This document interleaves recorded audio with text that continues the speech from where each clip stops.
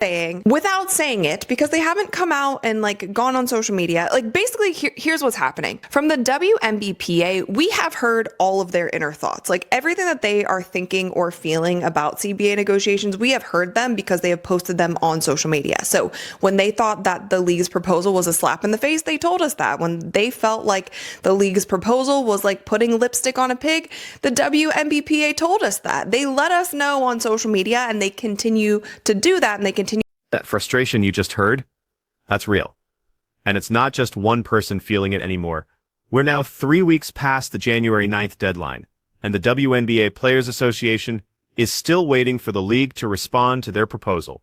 Not a counteroffer, not a negotiation, complete radio silence.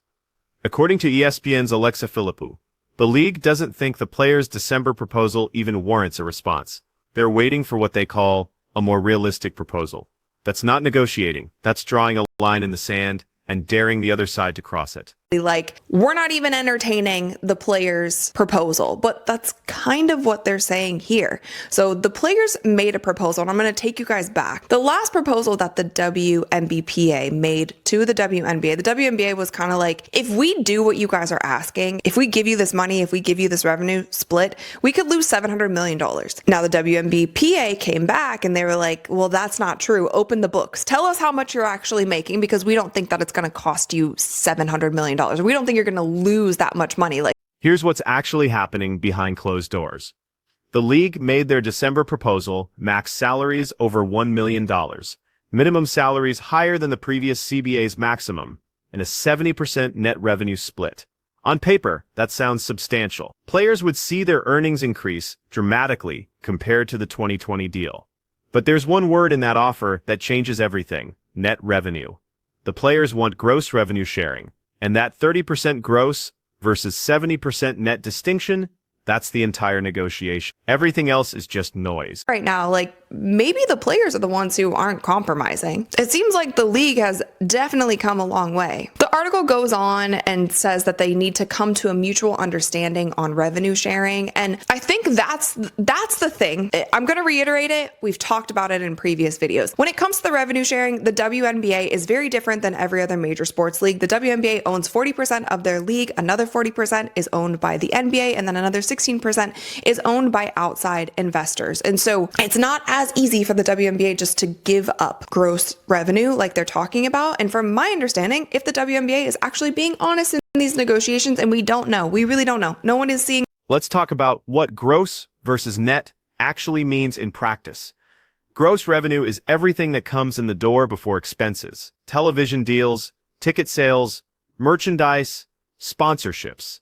All of it. Net revenue is what's left after the league pays for operations, marketing, travel, facilities, staff salaries. The difference between those two numbers can be massive. When the league leaked that the players' demands could cost them $700 million, the Players Association immediately called that figure into question.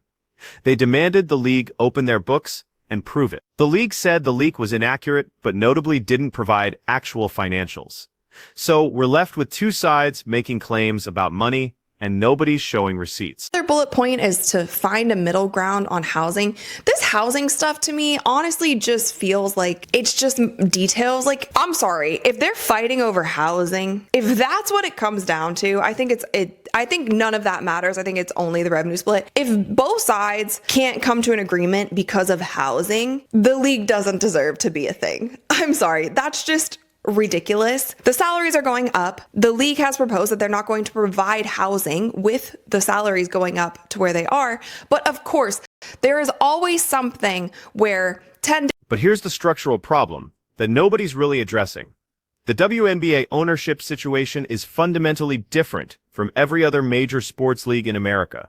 The WNBA owns 40% of their own league.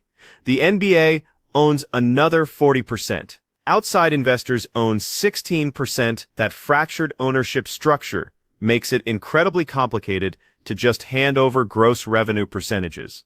You're not dealing with one entity making decisions. You're dealing with multiple stakeholders who all have different financial interests and different levels of risk tolerance. The NBA has been subsidizing the WNBA for years, and while they've been patient, There's a limit to how long any business entity will continue operating at a loss. Now, the league claims they can't sustain a 30% gross revenue split at this stage. They're arguing that despite the Caitlin Clark bump, despite the record ratings, despite the sold-out arenas, the league still isn't profitable enough to make those guarantees. And if they're being honest about that, if the financials really don't support it yet, then we're watching two sides argue over money that might not actually exist in the quantities the players believe it does. Annie Costabile called it out. Rebecca Lobo called it out. Now ESPN is calling it out as well. They're saying like it's been really negative on the player side. And if that's how you actually feel, I think there could have been a better way that everybody could have communicated this to the public, or literally just not communicated it at all. Just keep it in-house. You can have all those frustrating feelings. Everyone's feelings are valid. You're allowed to feel however you want. But the minute that you decide to publish those feelings to the public, then you're getting everybody else involved. And like, yeah, it doesn't look good. They said the key to reaching a successful conclusion in labor negotiations is that both sides feel confident that gains are made. Thus, an effective strategy for the Players Association might be to subtly... That quote right there reveals the real tension. Union President Nneka Ogwa making told Time magazine she wants to see more WNBA millionaires, and she specifically said the league's proposed $1 million max salary isn't enough. She called it basically a decimal compared to what's being made. But here's the question nobody's asking. What's being made by whom? The WNBA as a league entity, individual team owners, the NBA as the parent organization? Because those are three different revenue streams.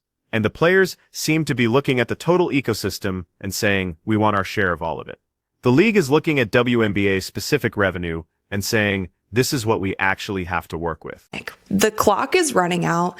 There are so many things to do during this off season. This has just been such a mess. And something that I failed to mention in my last episode is World Cup is also this summer. There's arguably the most popular sport in the world. Not even arguably. The most popular sport in the world is having their biggest event this summer, and it's happening in the United States of America. Not saying that soccer fans are in the same category as WNBA fans, but there are other things happening this summer. Baseball also is the most popular than it's ever been. Baseball is starting up soon. That also goes through the summer. The WNBA isn't going to have this like summer of just like all eyes on the W because there's nothing else to watch.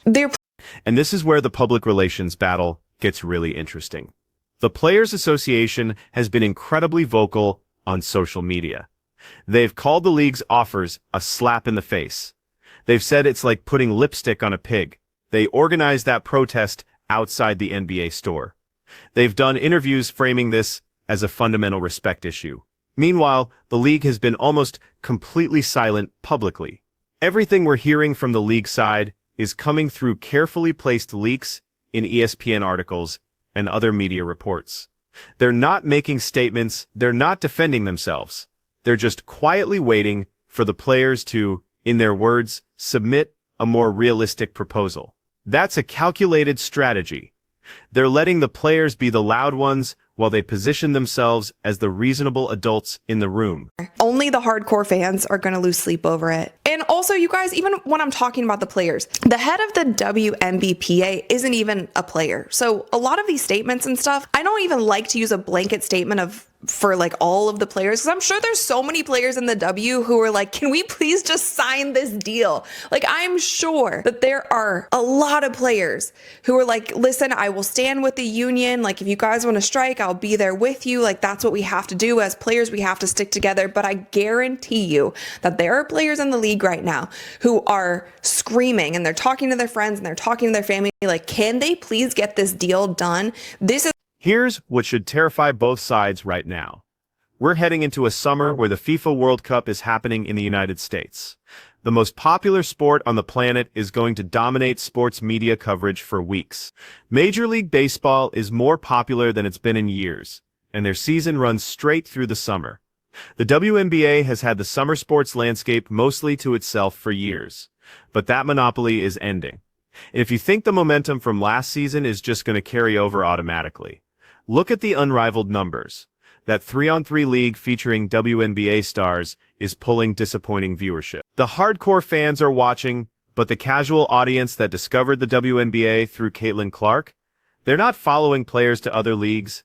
They're not invested in the sport itself yet. They're invested in the storylines, the personalities, the drama of the WNBA season. Without that season, those viewers disappear. Both sides are gambling that the other will blink first. The league is gambling that players will accept less than they want because the alternative is no paychecks and lost momentum. The players are gambling that the league won't risk losing the Caitlin Clark era's financial potential. But here's the thing about gambling. Sometimes both sides lose.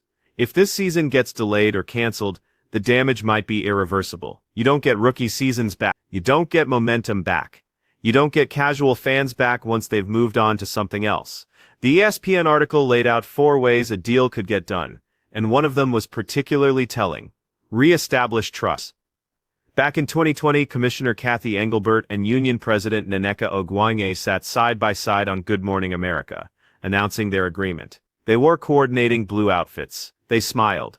They talked about partnership. Can you imagine that happening right now? The players have been publicly trashing Engelbert for months. She said she's not going anywhere, which means these people are going to have to work together after this is over. How do you rebuild that relationship? Breanna Stewart said she wants to meet face-to-face with the league's owners, not just lawyers and negotiators. That might actually be the smartest suggestion anyone's made. Because right now, both sides are operating on assumptions about what the other side is thinking, what they can afford, what they're willing to accept. Those assumptions are filtered through representatives and agents, and union leadership and league executives. Getting the actual decision makers in a room together, having them look each other in the eye and have an honest conversation about what's actually possible.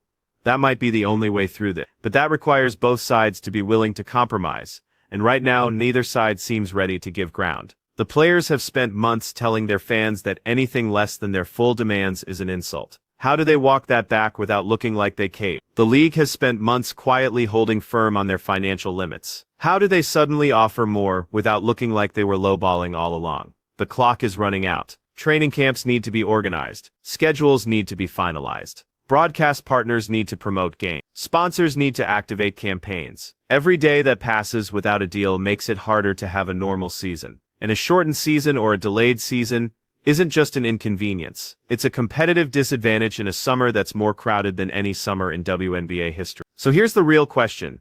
Is either side willing to risk everything they've built for a few percentage points on a revenue split? Because that's what this comes down to. Not respect, not value, not worth. Math. Cold, hard financial math about what the league can afford and what the players will accept. And somewhere between 30% gross and 70% net, there's probably a number that works for both sides. But finding that number requires both sides to stop posturing and start negotiating. The next move belongs to the players. The league has made it clear they're waiting for a new proposal. What that proposal looks like will determine whether we have a season or whether we're watching the WNBA's breakout moment collapse under the weight of a labor dispute that nobody wins. So what do you think happens next? Does the Players Association adjust their demands, or do they hold firm and risk losing the season? Let me know in the comments, and make sure you're subscribed, because we'll be covering every development as this situation unfolds.